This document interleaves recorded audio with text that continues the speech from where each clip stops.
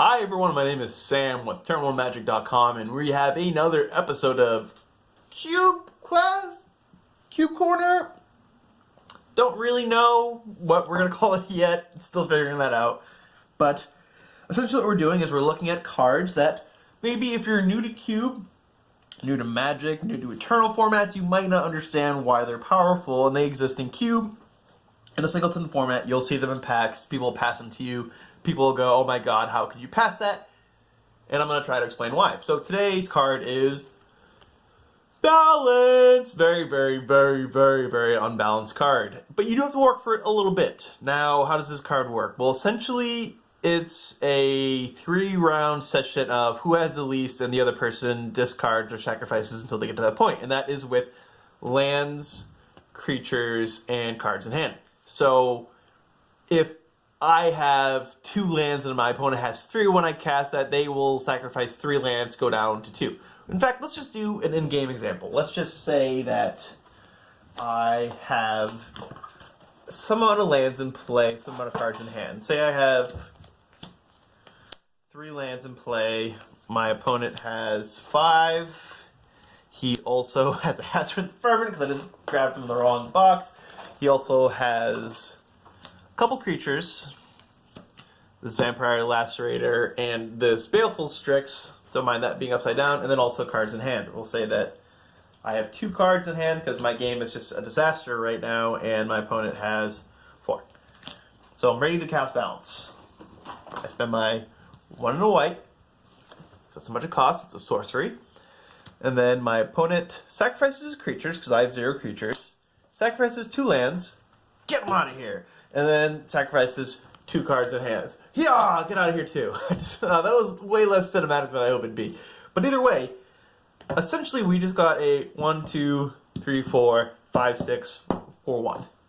That's insanely powerful, right? But that was a situation that I kind of had to customize a little bit to get there. So what do you do to consistently break balance? You can't just always cast it on turn 2. You can't just always cast it for 2 mana. Sometimes there are going to be situations where you just are, maybe you have 6 cards in hand and your opponent has 1, and you can't really discard those 5 cards and still expect to win, but you need to get all the creatures off the board. So how do you set your deck up to constantly be ready to use balance?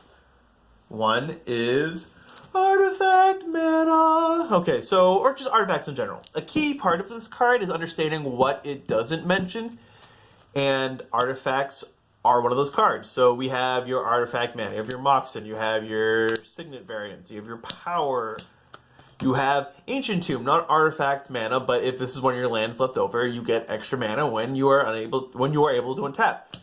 Guild Lotus is kind of crazy because you can ramp into Guild Lotus and play the balance off this. Now, this is kind of twofold in terms of like what these cards are doing for you, in that they are emptying your hand while also increasing the amount of mana or lands or whatever you have available to you when you untap or that turn after you balance.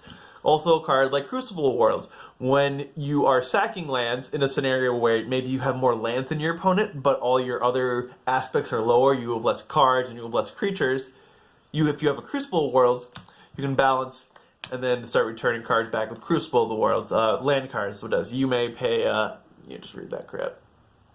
Yeah, you can see it. So that is one aspect of balance that makes it very unbalanced. Another is Planeswalkers. Oh my god, look at all these. Bro, look at all these. First of all, I didn't realize there are this many Planeswalkers in the cube. I can see why people feel like there's a saturation, but maybe that's just because you're not seeing the millions of other cards that are off the table right now. But either way, balance is very good with a lot of these cards. You can have situations where you have like an Elspeth Sun's Champion where you balance and then you make your creatures afterwards. You can just draw cards afterwards. You can bring creatures back from your graveyard. Same with the ready. You just destroy the rest of their stuff. Get the last land they have. Reduce the number of lands they have, then balance. Chandra.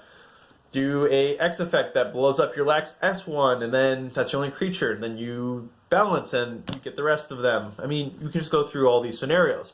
So it's very powerful to play a Planeswalker one turn or in the same turn, Planeswalker and then balance, because then you have a permanent that's going to give you a value every turn, sometimes tons of value. Like if your Planeswalker is a Ugin and you just rip everything else apart, you ramp into Ugin with your signets and your coalition relics and all that fun stuff. Oh, yeah, well, I'm balancing time, baby. I'm here to balance.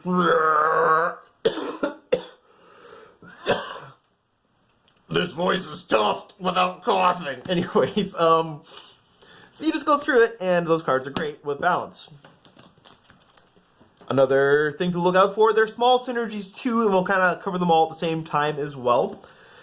You know, in the balanced decks, because you have artifacts and you have planeswalkers, those cards are also good with other white cards like Armageddon and Ravages of War. This is a proxy, don't mind that please.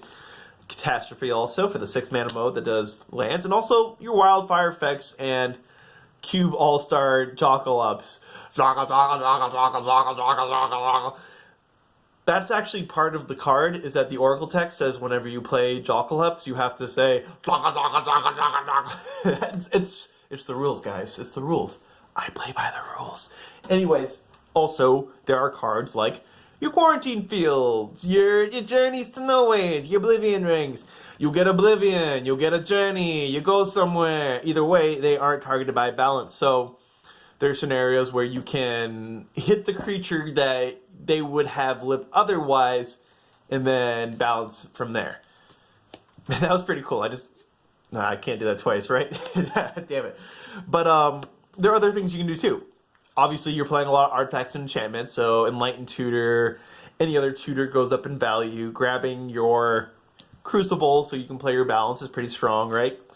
Then you have like something like a Braids. This is constantly reducing the same types of cards that balance depends on. So if you balance and then play your Braids, or if you balance when there's Braids and another creature out, or another few creatures, you can have them sack the rest of their creatures. It's just Braids, whatever chump is left over, and then Braid starts taking over again. There is a Greater Gargadon. Hey, do you like it when your balance is always a Wrath of God and an Armageddon? Well, Greater Gargadon can do that for you. Sack all your creatures, sack all your lands, play your balance in a few turns. You got a big old beast. That's his creature type, as you can see. He's a beast. Oh, by the way, this is what Greater Gargadon does. I'll give you time to read it real quick. Read faster! So, Secure the Waste. This is another fun card. This is like not a card everyone plays, but I think it's really good. And first of all, look at that. This is the alternate version. Look at that flavor text. And yeah, it's just really strong. You know, if you play it balanced with all your artifact mana, and then like the end of turn with your Gilded Lotus and your Coalition Relic, you make a bunch of 1/1s.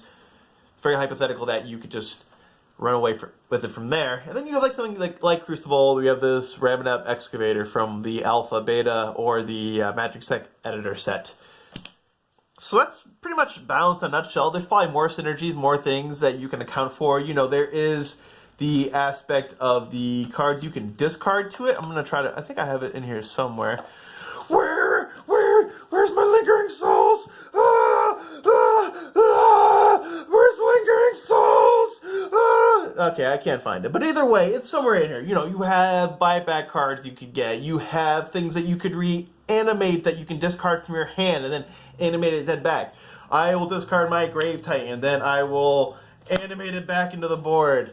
I'm probably giving some people aneurysms by throwing these cards haphazardly around, including myself. But thank you very much for sitting and watching and listening and enjoying and being amazing. Thank you. Thank you for watching Cube Class. Cube Class out!